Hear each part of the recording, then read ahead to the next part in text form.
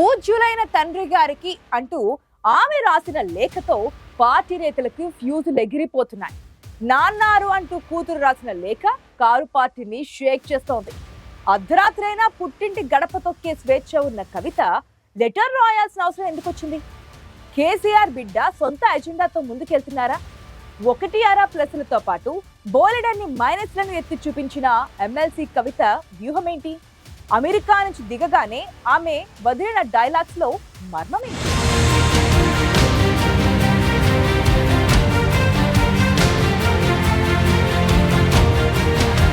అన్నలాగే మాటకారి, తండ్రిలాగే చమత్కారి. అందుకే ఏదో అనుకోకుండా జరిగిపోయిందని అనుకోవడం లేదెవరు. వచ్చే ఎన్నికల్లో మళ్లీ అధికారం మాదే అన్న ధీమాతో ఉన్న బీఆర్ఎస్ లో బాంబులా పేరింది కవితక్క లెటర్. జాగృతి అధ్యక్షురాలు బీఆర్ఎస్ ఎమ్మెల్సీ కవిత తెలంగాణ రాజకీయాల్లో హాట్ టాపిక్ గా మారారు. ఢిల్లీ లిక్కర్ కేసులో జైలుకు వెళ్లొచ్చిన తర్వాత రాజకీయాల్లో కవిత రూటు మార్చారు.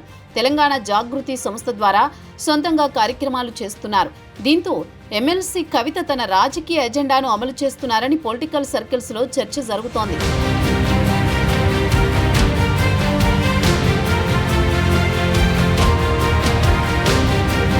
కల్వకుంట్ల కవిత అవకాశం వచ్చినప్పుడు పార్టీ కార్యక్రమాల్లో పాల్గొంటున్నారు. ఎమ్మెల్సీగా మండలిలో తన వాయిస్ వినిపిస్తున్నారు. కానీ జాగృతి ద్వారా కవిత చేసే ప్రోగ్రామ్స్ హాట్ టాపిక్ అవుతున్నాయి. మరోవైపు సామాజిక తెలంగాణ ఇంకా సాకారం కాలేదని ఇటీవల కవిత చేసిన కామెంట్స్ సంచలనంగా మారాయి. ఉద్యమ పార్టీగా తెలంగాణ రాష్ట్ర సాధన తర్వాత బీఆర్ఎస్ అధికారంలోకి వచ్చింది. 10 ఏళ్లు ఆ పార్టీని అధికారంలో ఉంది. అలాంటి సమయంలో సామాజిక తెలంగాణ ప్రస్తావన తెచ్చిన కవిత ప్రజలు కోరుతున్న అంశాన్నే తాను చెప్పానని క్లారిటీ ఇచ్చారు. రాష్ట్రంలో బీసీలకు 42% రిజర్వేషన్ల కోసం తెలంగాణ జాగృతి ఆధ్వర్యంలో రౌండ్ టేబుల్ సమావేశాలు నిర్వహించారు. పూలే విగ్రహం ఏర్పాటు చేయాలని డిమాండ్ చేస్తూ పోరాటం చేశారు. బీసీలకు 42% రిజర్వేషన్లపై ప్రభుత్వం నియమించిన బీసీ డెడికేటెడ్ కమిషన్ కి జాగృతి ఆధ్వర్యంలో రిపోర్ట్ ఇచ్చారు. రాష్ట్రంలోని బీసీలను ఏకం చేసేలా కవిత ప్రయత్నం చేస్తున్నారు.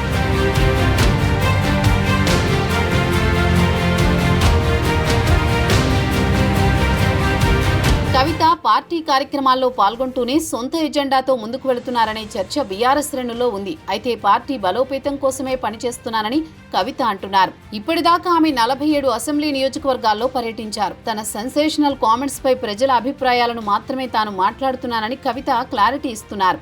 బీఆర్ఎస్ పార్టీపై ప్రజల్లో రోజురోజుకి నమ్మకం పెరుగుతోంది. ఈ సమయంలో కొందరు తనపై పనిగట్టుకుని దుష్ప్రచారం చేస్తున్నారని కవిత అంటున్నారు. సమయం వచ్చినప్పుడు అన్నీ బయటకొస్తాయని నర్మగర్భంగా మాట్లాడుతున్నారు. 6 నెలలు జైల్లో ఉన్నది సరిపోదా, ఇంకా నన్ను కష్టపెడతారా అంటూ కవిత ఎమోషనల్ కామెంట్స్ చేశారు. రెచ్చగొడితే ఇంకా గట్టిగా స్పందిస్తానంటున్నారు. తనపై జరుగుతున్న ప్రచారంపై పార్టీ స్పందిస్తుందని అనుకుంటున్నా అని కవిత చేసిన కామెంట్స్ పార్టీలో చర్చకు దారితీశాయి.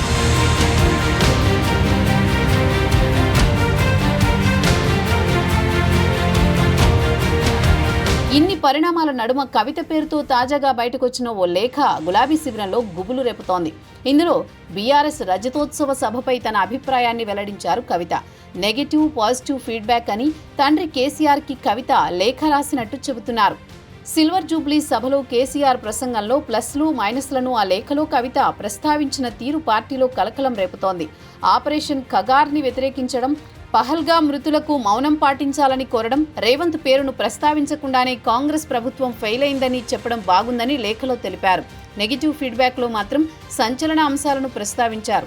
మొత్తం ప్రసంగంలో కేవలం 2 నిమిషాలు మాత్రమే బీజేపీని టార్గెట్ చేయడంతో భవిష్యత్తులో బీజేపీతో బీఆర్ఎస్ పొత్తు పెట్టుకుంటుందనే తప్పుడు సంకేతం ప్రజల్లోకి వెళ్లిందన్నారు. తనను జైలు పాలు చేసిన బీజేపీని విమర్శించకపోవడం వ్యక్తిగతంగా తనకు అసంతృప్తి మిగిల్చిందని కవిత లేఖలో ప్రస్తావించారు.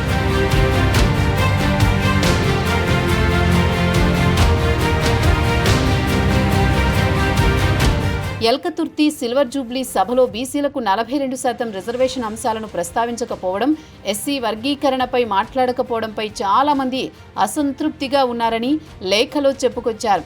అలాగే స్టేజ్పై బీఆర్ఎస్ ఆవిర్భావం నుంచి పార్టీలో ఉన్న నేతలను మాట్లాడించాల్సిందని అభిప్రాయం వ్యక్తం చేశారు. ఈ లేఖ ఆమె రాసిందేనని అంటున్నా పలు అనుమానాలు వ్యక్తమవుతున్నాయి. కేసీఆర్ దగ్గర కవిత స్వేచ్ఛగా మాట్లాడే అవకాశం ఉందని, అలాంటిది లేఖ రూపంలో తన అభిప్రాయాన్ని వెల్లడించే అవకాశం లేదని కొందరు కొట్టిపారేస్తున్నారు.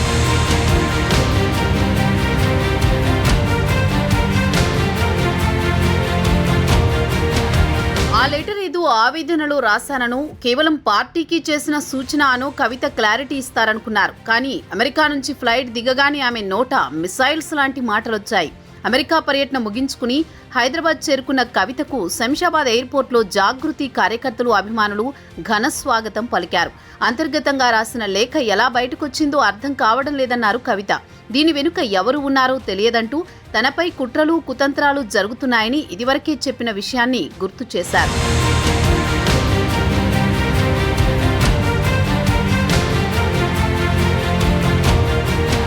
బీఆర్ఎస్లో బాంబులా పేలిన తన లేఖలో పార్టీ నాయకులు అనుకుంటున్న విషయాలే ప్రస్తావించానంటున్నారు కవిత.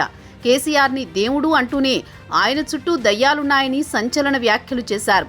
కేసీఆర్ గారు దేవుడు, కానీ కేసీఆర్ గారి చుట్టుకొని దయ్యాలున్నాయి. వాళ్ళ వల్ల చాలా నష్టం జరుగుతున్నది. పార్టీలో ఉండేటటువంటి నేను కేసీఆర్ గారి కూతుర్ని, అంతరంగికంగా నేను రాసినటువంటి లేఖనే బయటికి వచ్చిందంటే మరి ఇతర సామాన్యుల సంగతి, ఇతరుల పరిస్థితి ఏంటి పార్టీలో అన్నది ఇవాళ చర్చ జరగాల్సినటువంటి అవసరం ఉన్నది. కోవర్టులను పక్కకు తప్పిస్తే పార్టీ బాగుపడుతుందని నిర్మోహమాటంగా చెప్పారు. దీంతో కవిత లేఖ లీకేజీపై పార్టీలో చర్చ మొదలైంది. కేసీఆర్ కూతురు దయ్యాలు, కోవర్టులని అన్నది ఎవరిని అనే దానిపైనే కొందరు భుజాలు తడుముకోవడం మొదలైంది.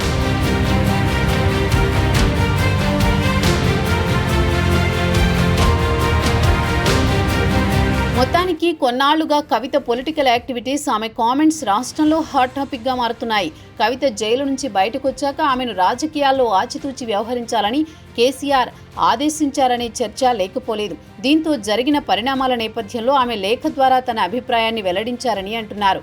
వేరుకుంపటికి సిద్ధమయ్యే కవిత ఈ లేఖ రాసి ఉండొచ్చని అంటున్నారు. రాబోయే రోజుల్లో ఎమ్మెల్సీ కవిత స్ట్రాటజీ ఏ విధంగా ఉంటుందో చూడాలి మరి.